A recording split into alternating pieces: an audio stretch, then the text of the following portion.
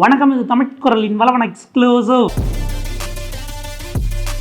தேர்தல் நடத்த சொன்னால் திருட்டுத்தனமாக என்னையா வேலை பண்ணுறீங்க அப்படின்னு உச்சநீதிமன்றத்தினுடைய தலைமை நீதிபதி ஜஸ்டிஸ் DY சந்திரசூட் அவர்கள் ஓப்பன் கோர்ட்டில் மிக ஆவேசமாக பேசியிருக்கிறார். குறிப்பாக மோடி அரசு, பாஜக அரசு அவர்கள் செய்திருக்கக்கூடிய தில்லாலங்கடி வேலைகள் அப்படிங்கிறது நம்ம அன்பார்லிமெண்ட்ரியாக இருந்தாலும் திருட்டுத்தனம் என்கிற சொல்லை பயன்படுத்த வேண்டிய தேவை இருக்கிறது. இந்தியா கூட்டணி முதல் முறையாக கூட்டணியாக நின்று ஒரு தேர்தலில் ஜெயித்திருக்கிறது. அவர்கள் ஜெயித்ததை தோற்றதாக அறிவிக்கக்கூடிய வேலையை பட்டப்பகலில் பல நூறு கேமராக்கள் மீடியாவினுடைய பிரசன்ஸ்லேயே சண்டிகாரில் ஒரு மிகப்பெரிய ஜனநாயக படுகொலையை செய்திருக்கிறீர்கள்.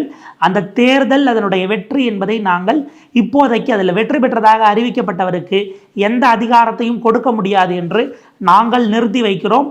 ஓட்டு போடப்பட்ட ஓட்டு சீட்டு, பதிவு செய்யப்பட்ட வீடியோக்கள் அத்தனையும் எங்களுக்கு சுப்ரீம் கோர்ட்டுக்கு வந்தாகணும். என்ன நினச்சிக்கிட்டு இருக்கிறீங்க நீங்கள் அப்படின்னு மிக கடுமையான வார்த்தைகளை உச்சநீதிமன்றம் பயன்படுத்தி இருக்கிறது.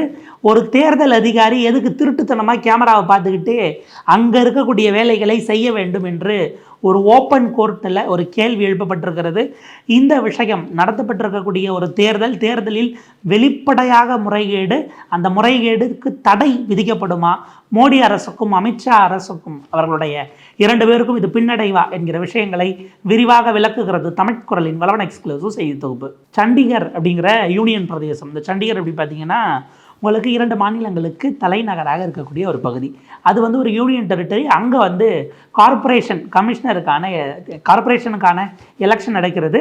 அதை அங்கே இருக்கக்கூடிய UT தான் பார்த்துக்கிறாங்க. இப்போ நம்ம ஊர்லலாம் வார்டு கவுன்சிலர், இப்போ உதாரணத்துக்கு சென்னையில் இருக்கிறாங்க, அவங்கெல்லாம் சேர்ந்து மேயரை தேர்ந்தெடுப்பாங்க. மொத்தம் பார்த்திங்க அப்படின்னா அங்கே எத்தனை இடம் அப்படின்னா 34 இடங்கள் ப்ளஸ் ஒரு இடம் பார்த்திங்கன்னா அதனுடைய MP வாக்களிப்பாங்க. இன்னொரு இடம் எக்ஸ் அஃபிஷியோ சேர்மனாக இருக்கிறவங்க அப்படிங்கிற மாதிரி இருக்கும். இதில் எவ்வளோ ஓட்டு யார் யாருக்குன்னு பார்த்தா ஆம் ஆத்மிக்கு 12 ஓட்டு, காங்கிரஸுக்கு 8 ஓட்டு. இது ரெண்டும் சேர்ந்து மொத்தம் 20 ஓட்டு வந்துடுது. அப்போ இந்தியா கூட்டணி மொத்தம் இருக்கக்கூடிய 36 இடங்கள்னு எடுத்தால் கூட 19 வேணும், இவங்ககிட்ட 20 ஓட்டு இருக்கிறது. பிஜேபிக்கு 14 ஓட்டுகள் இருக்கிறது, 14 ஓட்ஸு. இது போக சிரோன்மணி அகாலிதளுக்கு ஒரு ஓட்டு. ஸோ இதில் என்ன நடக்குது அப்படின்னா அதாவது மொத்தம் 34ங்கிற கணக்கே நம்ம வச்சுப்போம். எக்ஸ் அஃபிஷியல் சேர்மன் எடுத்தால் கூட 34க்கு 18வது மினிமம் வேணும். 14 வச்சுருக்கக்கூடிய பாஜக தேர்தலில் வெற்றி பெற்றது என்று அறிவிக்கப்படுகிறது. எப்படிங்க ஜெயிக்க முடியும் அப்படின்னா அதுதான் விஷயம். இதில் பார்த்திங்க அப்படின்னா ஒரு கவுன்சிலர் நியமிக்கப்படுவது அப்படின்னா அங்கே இருக்கக்கூடிய அதிகார மட்டத்திலிருந்து ஒருவரை நியமிக்கக்கூடிய அதிகாரம் யூனியன் டெரிட்டரியில் உண்டு. அப்படி யாரை நியமிக்கிறாங்க அப்படின்னா பிஜேபியினுடைய மைனாரிட்டி விங்கை சேர்ந்த அனில் மசி அப்படிங்கிற ஒருத்தரை பிஜேபியின் சார்பில் நியமிக்கிறார்கள். இவரை தேர்தல் அதிகாரியாக போடுகிறது அங்கே இருக்கக்கூடிய யூனியன் டெரிட்டரியினுடைய பிரதேசம். ஸோ எலெக்ஷன் நடக்கிறது. எலெக்ஷனுக்கு ஒரு டேட் சொல்கிறாங்க. அந்த டேட் எலெக்ஷன் நடக்கலை. ஏன்னா எலெக்ஷன் நடந்தால் ஆம் ஆத்மியும் காங்கிரஸும் சேர்ந்து ஜெயித்து விடும். பிஜேபியால் முதல் முறையாக இந்தியா கூட்டணி ஜெயிக்கிறது என்கிற அந்த விஷயம் செய்திகளில் வரக்கூடாது என்பதற்காக தேர்தல் அதிகாரி என்ன தெரியுமா சொல்கிறாரு? தேர்தல் நடத்துறதுக்கு வரவே இல்லை. என்னங்க ஆச்சு அப்படின்னு கேட்டால், இல்லைங்க எனக்கு வயிற்றுப்போக்கு, நைட்டு சாப்பிட்டது ஒத்துக்கலன்னு ஒரு தேர்தலே நடத்தலை. உடனே இவர்கள் கோர்ட்டுக்கு போகிறார்கள். கோர்ட்டு சொல்லுகிறது இந்த தேதிக்குள்ளே நீங்கள் எலெக்ஷனை நடத்தணும்னு சொல்லுது. அவர் எலெக்ஷன் நடத்துகிற அந்த தேதி அன்னைக்கு தாமதமாக வருகிறார். கிட்டத்தட்ட 3/4 மணி நேரம் லேட்டாக எல்லாருக்கும் வாக்குச்சீட்டை கொடுத்து தேர்தலில் எல்லாரும் ஓட்டு போட்டுட்டாங்க. அதாவது 30 பேர் தான்றதுனால சீட்டில் தான் நம்ம வாக்களிப்பது, EVM கிடையாது, சீட்டில் தான் வாக்கு போடணும். அப்படி வாக்கு போட்டு எல்லாரும் கொடுத்துட்டாங்க. எல்லாரும் வந்தாச்சு, அன்னைக்கு ஓட்டு போட்டாச்சு. என்னென்னா எத்தனை வரணும்? 20 பேர் வச்சுருக்கக்கூடிய ஆம் ஆத்மியினுடைய வேட்பாளர் அவர் காங்கிரஸ் ஆதரவோடு வெற்றி பெற்றார் அப்படின்னு அறிவிக்கணும். இது சிம்பிள் மேத்தமெட்டிக்ஸ் தான். ஏன்னா 100கணக்கான ஓட்டெலாம் கூட கிடையாது. இதில் என்ன அறிவிக்கப்படுகிறது என்றால் 8 ஓட்டுகள் யாருக்கு? ஆம் ஆத்மிக்கு விழுந்த 8 ஓட்டு செல்லாது என்று அறிவித்து பாஜக வெற்றி பெற்றதாக செய்தி பேசப்படுகிறது. அன்னைக்கு அறிவிக்கப்படுது. ரொம்ப பெரிய பரபரப்பாது என்ன அப்படின்னா வீடியோ காட்சி வெளியில் வந்திருக்கு. நம்ம அதை பார்க்கலாம். அந்த வீடியோ காட்சியில் என்ன தெரியுது அப்படின்னா உங்களுக்கான விஷயங்கள் கொடுக்கப்படுகிறது. அதாவது ஒவ்வொரு வாக்குச்சீட்லேயும் இருக்க ஓட்டை சரி பார்த்துட்டு கீழே ப்ரெசைடிங் ஆஃபீஸர் அதை பார்த்ததுக்காக சைன் பண்ணணும். சைன் பண்ணிவிட்டு கூடுதலாக பக்கத்தில் அவரே ஒரு இடத்துல கிறுக்கிறாரு. இப்படியாக 8 ஓட்டு சீட்டுகளிலும் யார் ஓட்டை கவுண்ட் பண்ணணுமோ அவரே கிறுக்கி அதை செல்லாதுன்னு தூக்கி போட்டிருக்கிறார் என்பது வீடியோ ஆதாரமாக அன்றைக்கே வெளியிடப்பட்டது. அரவிந்த் கெஜ்ரிவால் வெளியிட்டார், இன்னும் பல இண்டிபெண்டன்ட் ஜேர்னலிஸ்டுகள் வெளியிட்டார்கள். கோடி மீடியா கடைசி வரைக்கும் அதில் தில்லுமுள் நடந்தது என்பதாகவே ரிப்போர்ட் பண்ணாமல் மிகப்பெரிய அளவில் இதை பாஜக ஜெயித்தது என்று திரும்ப திரும்ப சொல்லி கொண்டிருந்தது. அதாவது எல்லா தடையையும் மீறி பாஜக வென்றதுன்னா உங்ககிட்ட நம்பரே இல்லையே, நீ எப்படி ஜெயிப்பாங்கிற குறைஞ்சபட்ச இதுக்கு கூட வரல. அந்த வீடியோ அன்னைக்கே வெளியில் வந்ததா? வெளியில் வந்த பிறகு ஆம் ஆத்மி மிக கடுமையாக கண்டித்து ஜனநாயக படுகொலை என்று சொல்லி உயர்நீதிமன்றத்திற்கு போகிறார்கள். இதுக்கு தடை விதிக்கணும், ஏன்னா இவர் சீட் பண்ணிட்டார், அதை உலகமே பார்த்துருக்குது. அந்த வீடியோ அன்னைக்கு முழுக்க கிட்டத்தட்ட ஒரு 6.5 நிமிட சிசிடிவி ஃபுட்டேஜ் மாதிரி ஒரு அங்கேருந்த ஒரு வீடியோ கேமராவோட ஃபுட்டேஜ் அரவிந்த் கெஜ்ரிவால் அன்னைக்கே தன்னுடைய ட்விட்டர் பக்கத்தில் ஷேர் பண்ணுறாரு. ஸோ இவர்கள் அங்கே கோர்ட்டுக்கு போனால் பஞ்சாப் ஹரியானா ஹைகோர்ட் சொல்லுகிறது தடையெல்லாம் விதிக்க முடியாது, 3 வாரம் டைம் கொடுக்குறோம், என்ன நடந்துச்சு அப்படின்னு எங்களுக்கு நீங்கள் தகவல் சொல்லுங்கள் அப்படின்னு சொல்லி பஞ்சாப் ஹரியானா கோர்ட் நோட்டீஸ் கொடுத்து அனுப்பிவிட்டது. 3 வாரம் வரைக்கும் அப்படின்னா அதுக்குள்ளே அவங்க வந்து பதவிக்கு உட்காந்து எல்லா வேலையும் செஞ்சுருவாங்கங்கிறதுனால அவசர வழக்காக இதை உச்சநீதிமன்றத்திற்கு எடுத்து செல்கிறார்கள். மூத்த வழக்கறிஞர் திரு அபிஷேக் மனு சிங்வி அவர்கள் இது தொடர்பான விஷயங்களை ஜஸ்டிஸ் சந்திரசூட் அவர்கள் தலைமை நீதிபதிக்கு சொல்கிறாரு. நேற்றைக்கு, அதாவது கிட்டத்தட்ட 4ஆம் தேதி இந்த விஷயம் வருகிறது. அவருக்கு பதில் அளிக்கப்பட்டது. என்னங்கிறத நீங்கள் பாருங்கள், ஃபுட்டேஜ் இருக்குது அப்படின்னு அவர் சொல்கிறாரு. ஏமாற்றிட்டாங்க, ஃபுல்லாக சீட் பண்ணியிருக்கிறாங்க, ஃபுட்டேஜ் இருக்குது, ஃபுட்டேஜை எனக்கு அனுப்புங்க, நான் கேஸ் எடுத்துக்கிறேன் அப்படின்னு 4ஆம் தேதி சொல்கிறார்கள். 5ஆம் தேதி வழக்கு விசாரணைக்கு வருகிறது. The first bench of the supreme court, உச்சநீதிமன்றத்தினுடைய முதல் அமர்வு, சீஃப் ஜஸ்டிஸ் அதே போல் மற்ற 2 ஜட்ஜஸ் பார்த்தா அது வந்து பார்த்தீங்கன்னா திரு மனோஜ் மிஸ்ரா அவர்களும் திரு ஜேபி பர்திவாலா 3 நீதிபதிகள் அமர்வு உட்காருகிறார்கள். அபிஷேக் மனு சிங்வி சொல்லுகிறார், தயவு பண்ணி அதை ப்ளே பண்ணி பாருங்கள் மை லார்ட் அப்படின்னு அவர் சொல்லுகிறார். அதில் பார்க்கக்கூடிய அந்த காட்சி, அந்த பகுதியை பார்த்துட்டு தெளிவாக தெரியுது. நல்லா கவனிங்க, அவர் கையெழுத்து போடுகிறார், போட்டுட்டு மேலே வேற ஒரு இடத்துல கிறுக்கிறார். அப்படி கரெக்டாக அவர் 8 சீட்டில் மார்க் பண்ணியிருக்கிறாரு. மொத்த வீடியோவில் மொத்தம் 34 ஓட்டு. 34லேயே அவர் அப்படி சைனை தாண்டி மேலே ஒரு இடத்துல கிறுக்கலை, 8ல் அவர் கிறுக்கிறாரு, 8 செல்லாததுன்னு அறிவிக்கிறாரு. அப்போ இது அவர் பண்ணது தானே அப்படின்னுட்டு குறிப்பிடுகிறார். அதில் கூடுதலாக எங்கே சிக்கினார் அப்படின்னா, யுவர் ஆனர் நீங்கள் வீடியோ பார்த்தீங்க, அதில் ஆடியோ பார்ட்டும் இருக்குது. ஏன்னா தேர்தல் அதிகாரி என்ன தெரியுமா சொன்னார், நான் இது செல்லாத ஓட்டுன்னு அறிவிச்சிட்டேன், வேணா நீங்கள் வந்து பாருங்க அப்படின்னு காங்கிரஸும் ஆம் ஆத்மி அவங்களுடைய அந்த ஏஜென்ட்ஸ் இருப்பாங்க இல்லையா, அவங்கள கூப்பிட்டேன், ஆனால் அவங்க அங்கேருந்து தவிக்கிட்டு என்னை தாக்க வந்தாங்க, அதனால் நான் அதை தூக்கிட்டு ஓடி போயிட்டேன் அப்படின்னு அவர் ப்ரெஸ் மீட் எல்லாம் கொடுத்தாரு. யாரையும் இவங்க ஜெயிச்சதாக அறிவிச்சிட்டு பாஜகவினுடைய நியமன கவுன்சிலர் மற்றும் இதை ப்ரெசிடிங் ஆஃபீஸராக இருந்தவர் ப்ரெஸ் மீட் கொடுத்துட்டார்ல, இங்கே ஆடியோவோட ரெக்கார்டாக இருக்குது கேளுங்கன்னா, இவர் செல்லாத ஓட்டுன்னு சொன்ன உடனே ஆம் ஆத்மிக்கும் காங்கிரஸ்காரர்களும் எங்களுக்கு காட்டுங்க அப்படின்னு கேட்குறாங்க. அந்த ப்ரெசிடிங் ஆஃபீஸர் சொல்கிறாரு, உங்களுக்கு காட்ட முடியாது, யூ கேனாட் சி என்று சொல்லக்கூடியதும் ஆடியோவில் இருக்கிறது. ஆடியோவை நீங்கள் தெளிவாக கேளுங்க மயிலாடு அப்படின்னு டாக்டர் அபிஷேக் மனு சிங்வி அதை போட்டு இருக்கிறார். அந்த முழுமையான காணொலியை இவர்கள் பார்த்து முடிக்கிறார்கள். பார்த்து முடித்த பிறகு மிக கடுமையான கண்டனம் அப்படிங்கிறது பதிவு செய்யப்பட்டிருக்கிறது. நம்ம வெளிப்படையாக அவர்கள் பேசியது அப்படிங்கிற இதை நோக்கி நகர்ந்துடலாம். ஜனநாயகம் இன்றைக்கு மிகப்பெரிய அளவில் படுகொலை செய்யப்பட்டிருக்கிறது. அப்படிதான் நாங்கள் இதை பார்க்க வேண்டியிருக்கிறது. சண்டிகர் மேயர் தேர்தலில் நடைபெற்றிருப்பது கேலி கூத்து. ஜனநாயகத்தை நீங்கள் சூறையாடி இருக்கிறீர்கள். ஒரு தேர்தல் நடத்தக்கூடிய அதிகாரி வாக்குச்சீட்டை வெளிப்படையாக ஓப்பன் ஸ்பேஸில் அவ்வளவு மீடியாக்கள் பார்க்கும் பொழுது பட்டப்பகலில் உட்காந்துக்கிட்டு அதில் வந்து ஸ்கிரைப் பண்ணி செதைச்சிட்டு செல்லாதது அப்படின்னு வெளிப்படையாக அறிவித்திருக்கிறார். அவரை சும்மா விடக்கூடாது, அவரை விசாரிக்கப்பட வேண்டும். he has to be prosecuted.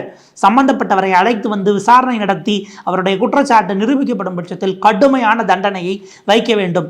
தேர்தல் அதிகாரிகளாக இருக்கக்கூடிய நீங்கள் என்ன நினைத்து கொண்டிருக்கிறீர்கள்? உங்களை நாங்கள் யாருமே பார்க்காம இருக்கோம் அப்படின்னு நீங்கள் நினச்சிட்டு இருக்கிறீங்களா?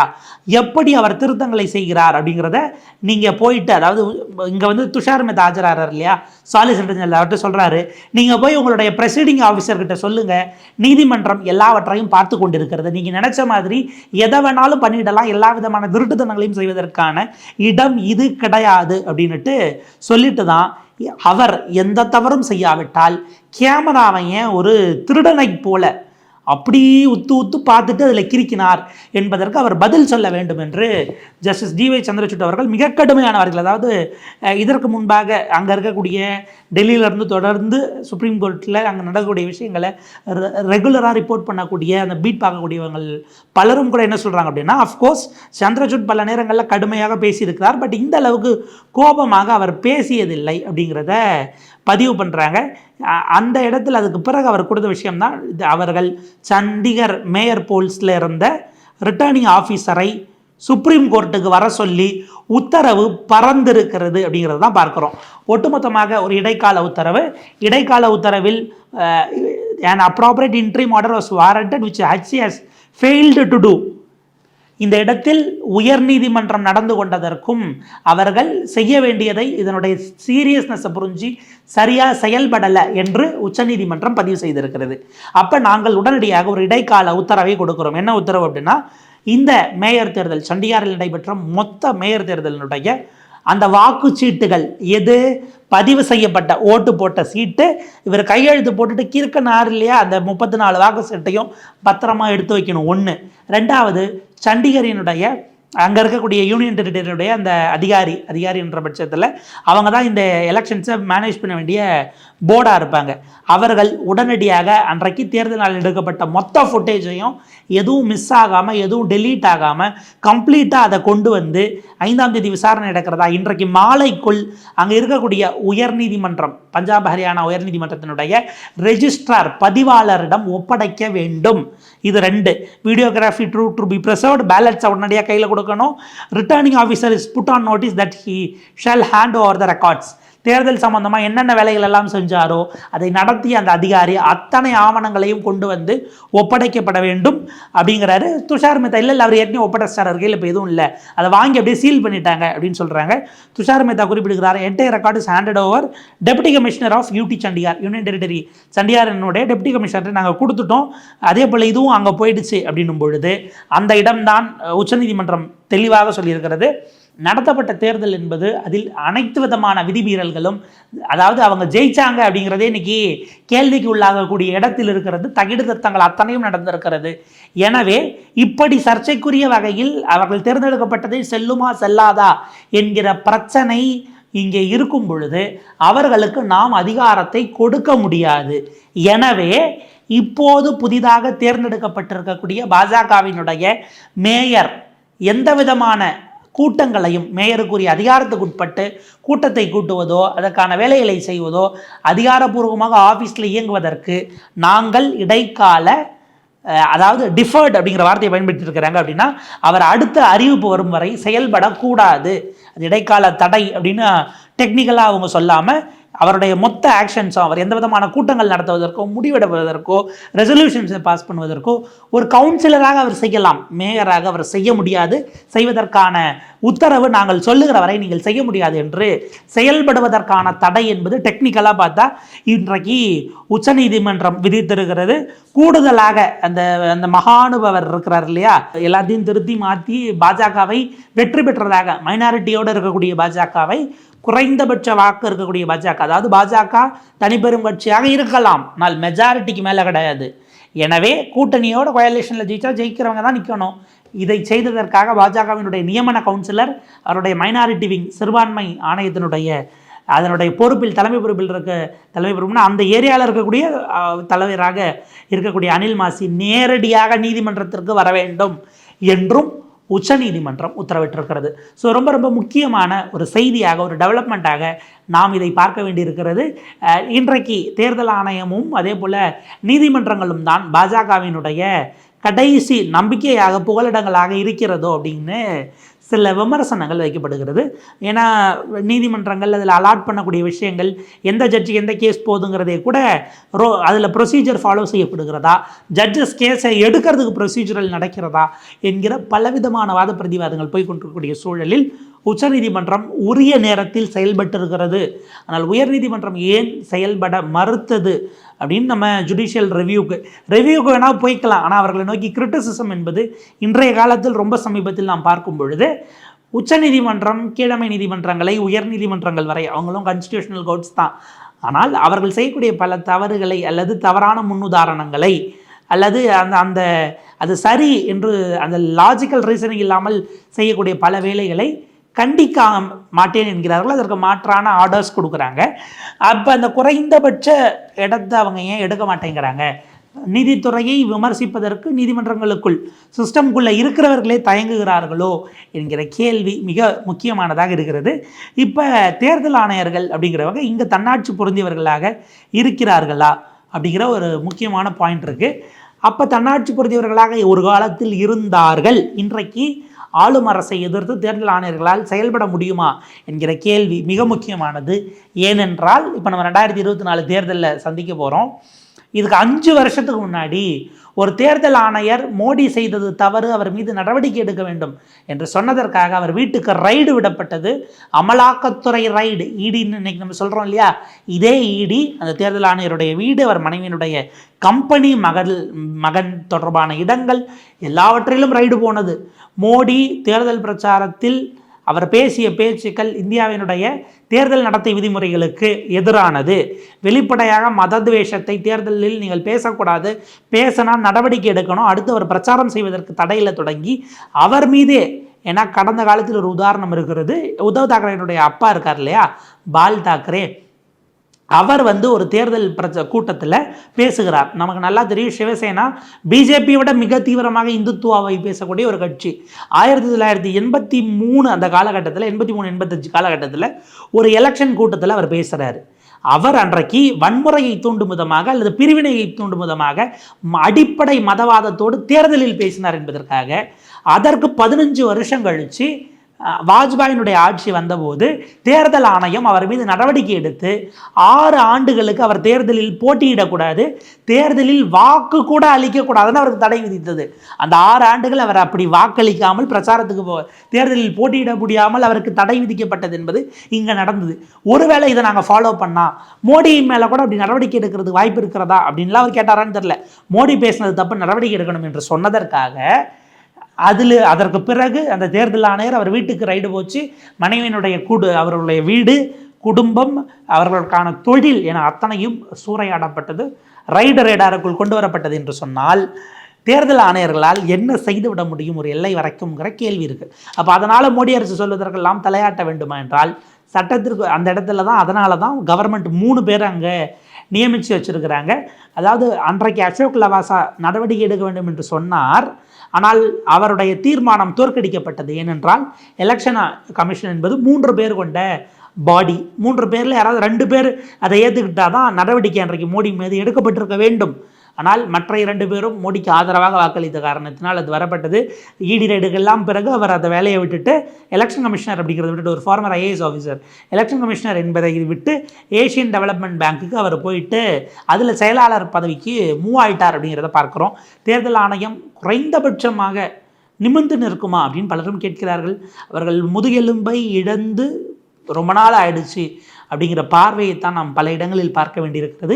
இன்றைக்கு இந்தியாவில் இருக்கக்கூடிய தன்னாட்சி பொருந்திய அமைப்புகள் பலவும் பாஜகவினுடைய, மோடியினுடைய, அமித்ஷாவினுடைய காலடியில் விழுந்து கிடக்கக்கூடிய காலகட்டத்தில் குறைந்தபட்ச வேகத்தை உச்சநீதிமன்றம் போன்ற நீதிமன்ற அமைப்புகள் ஒருவேளை நகர்த்தினால், ஏன்னா அந்த ரெசிஸ்டன்ஸ் மட்டுமே இந்த ஆட்சியை அல்லது இன்றைக்கு இந்தியாவில் நடந்து கொண்டிருக்கக்கூடிய விஷயங்களை எதிர்க்கக்கூடிய இடம் அது அல்ல. பொலிட்டிக்கலாக மக்கள் மன்றத்தில் தான் இதற்கான பதில் அல்லது முடிவு அல்லது சொல்யூஷன், தீர்வு என்பது கிடைக்கும். ஆனால் குறைந்தபட்சம் இந்த காலத்தில் உரிய நேரத்தில் செயல்பட்டதற்காக உச்சநீதிமன்றத்தை நாம் நன்றியோடு பார்க்க வேண்டிய ஒரு இடம் இருக்கிறது. ஆனால் பல நேரங்களில் அப்சர்வேஷன்ஸ் இப்படி தான் இருக்கும், ஓப்பனிங் எல்லாம் நல்லா தான்ப்பா இருக்கும், ஃபினிஷிங் சரியில்லைங்கிற மாதிரி தீர்ப்பு வேறு விதமாக போவதற்கும் பல வாய்ப்புகள் இருக்கிறது. மனீஷ் சிசோடியா பேலிருந்து நம்ம பலத்தையும் அப்படி தான் பார்த்துட்ருக்குறோம். அது அவர்களுடைய துறையில் இருக்கக்கூடிய ஒரு விந்தை அப்படிங்கிறது தான் நம்ம பதிவு பண்ண வேண்டியிருக்கிறது. அடுத்தடுத்த நிலைகளில் இது எப்படி டெவலப்மெண்ட்ஸ் இருக்கிறது என்பதை பொறுத்து நம்ம பார்க்கலாம், பேசலாம். தொடர்ந்து இணைந்திருங்கள் தமிழ் குரலோடு. நன்றி, வணக்கம்.